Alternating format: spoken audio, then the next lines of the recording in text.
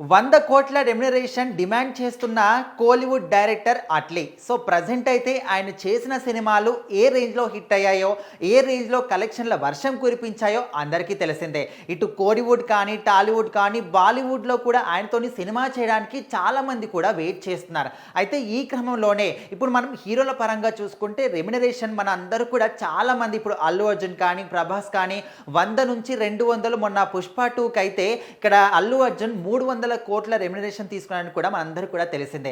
అయితే హీరోలకి ఖచ్చితంగా ఆ రేంజ్లో రెమ్యునరేషన్ ఉంటుందా అంటే ఖచ్చితంగా ఉంటుందని చెప్పుకోవచ్చు. మరి హీరోయిన్లు ఒక 10 కోట్లు 20 కోట్ల వరకు లాస్ట్గా ఉంటారు.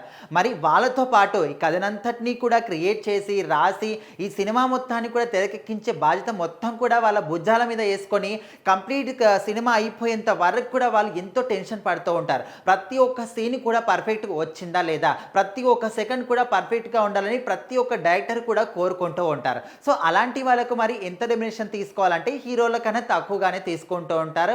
ఇంకా ఎక్కువగా చూసుకుంటే హీరోయిన్ల కన్నా కూడా తక్కువగా తీసుకుంటూ ఉంటారు. సో ఇప్పుడు మాత్రం ఒక 100 కోట్ల రెమ్యునరేషన్ డిమాండ్ చేసే డైరెక్టర్ ఎవరైనా ఉన్నారంటే ఖచ్చితంగా అట్లీ పేరే వినిపిస్తుంది.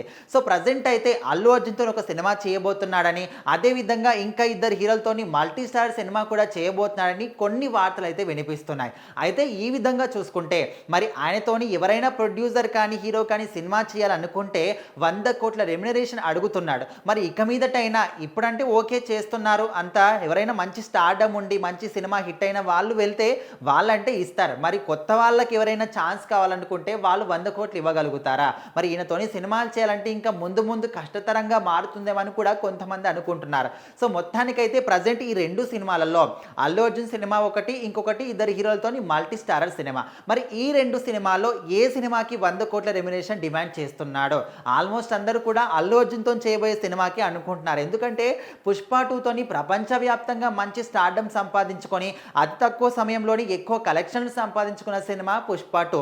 సో మరి ఆ తర్వాత రాబోయే సినిమా మీద కూడా ఎక్కువగానే ఎక్స్పెక్టేషన్స్ ఉంటాయి. కాబట్టి మరి అల్లు అర్జున్తో చేయబోయే సినిమాకి 100 కోట్లు డిమాండ్ చేస్తున్నాడా, లేకపోతే మల్టీ స్టార్ సినిమా కాబట్టి మల్టీ స్టార్కి కథ రాయాలన్న, వాళ్ళతో సినిమా తెరకెక్కించాలన్నా కూడా ఎక్కువగా కష్టం ఉంటుంది. కాబట్టి మరి ఆ సినిమాకి 100 కోట్లు డిమాండ్ చేస్తున్నాడా?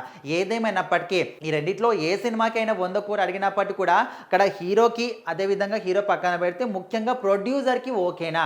మరి ప్రొడ్యూసర్ కొన్ని 100 కోట్లు ఇక్కడ ఓన్లీ రెమ్యునరేషన్కే పెట్టుకుంటే సినిమాని ఏ విధంగా తీస్తాడు? ఒక సినిమా కంప్లీట్ చేయడానికి దాదాపుగా ఒక 200 కానీ 300 కోట్లు 400 కోట్లు బడ్జెట్ అనుకుంటారు. మరి ఇక్కడ దాదాపు ఒక డైరెక్టర్కి 100 కోట్లు, అదేవిధంగా హీరోకి 200 కోట్లు, మిగతా ఉన్న వాళ్ళందరికీ కలిపి ఒక 100 కోట్లు అనుకుంటే ఇక్కడే 400 కోట్లు పోతే వాళ్ళు ఒక సినిమా తీయడానికి ఒక 1000 కోట్లు బడ్జెట్ పెట్టుకోవాల్సిందే. సో మరి ఈ లెక్కన చూసుకుంటే అల్లు అర్జున్ ఇలాంటి ఒక పెద్ద పెద్ద హీరోలకి ఇలాంటి సాధ్యం తప్ప చిన్న చిన్న హీరోలు ఎవరు కూడా ఇలాంటి సినిమాలు చేయలేరు. సో మొత్తానికి ఇక్కడ ఒక వన్ ఆఫ్ ది డైరెక్టర్ 100 కోట్లు డిమాండ్ చేస్తున్నాడంటే అట్లీకే పేరు వస్తుంది. మరి ముందు ముందు ఈ విధంగానే తీసుకుంటే సినిమా ఛాన్స్ వస్తాయా లేదని కూడా చాలామంది అనుకుంటున్నారు. మీ అభిప్రాయం ఏంటో కూడా కామెంట్ చేయండి.